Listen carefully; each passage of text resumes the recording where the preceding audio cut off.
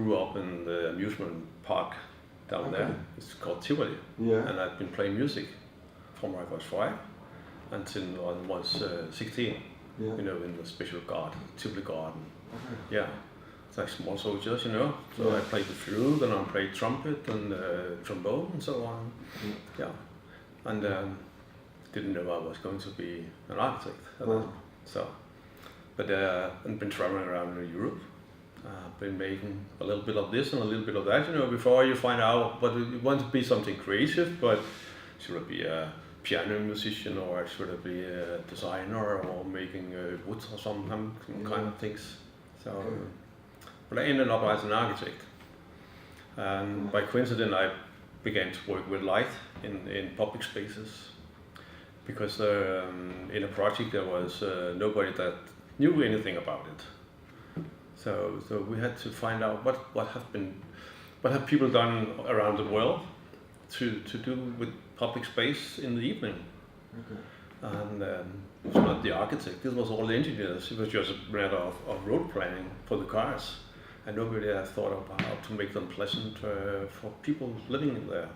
And so somehow you came up with the idea of the Touche Streetlight. Making the streetlight came up in a project in here in Copenhagen, where we was making some kind of transition of an old area. It's a rundown area, you know, a lot of bad buildings, industry that has left and so on, and what to do with the area. And we was invited to work in this area, and they had a lot of money in the start, in the beginning, but you know, other projects take some of the money and so on. And when we made the project, we had a lot of elements and we were going to make a lot of lighting in the area. And we had some elements that we have money to pay for them, but we hadn't got the money for the maintenance. And the city of Copenhagen said, you can make them all right, but we won't pay for the maintenance. And then the idea came, if we put some solar cells on roofs or something, they could run the electricity. But it wasn't very carried out. But the idea, you know, we'd end up, we call it, what do you call it? We put it on a shelf heater or something. You know, a project that is going to be something later on. It can stay on a shelf, a shelf heater, we call it. Yeah, right, or actually the Swedes call it like that. Yeah.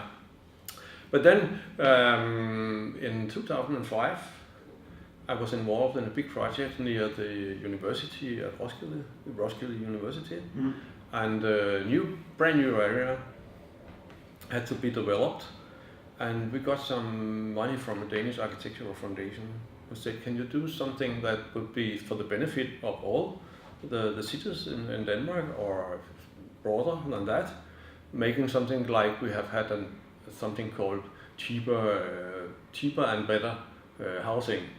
I could make some cheaper or better using the electric light. Yeah. And we took up this project and said, could we do something with solar cells? And couldn't we make this kind of perpetuum mobile, you know, eternal machinery?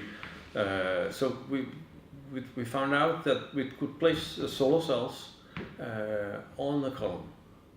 And we have seen projects with a big plate in the top. We didn't like that. We said the same as Elon Musk had done with the Tesla. Said, why does golf cars always have to look so ugly? So said, why does electric lighting outside when using solar cells look so ugly? So could we make it as a kind of design, make it beautiful and sustainable at the same time? What is your motivation to My motivation is that we all I have 4 kids or so, and they have to make. The motivation is to make a better world for them, and we have to think of the way we're using our resources. Okay. Yeah.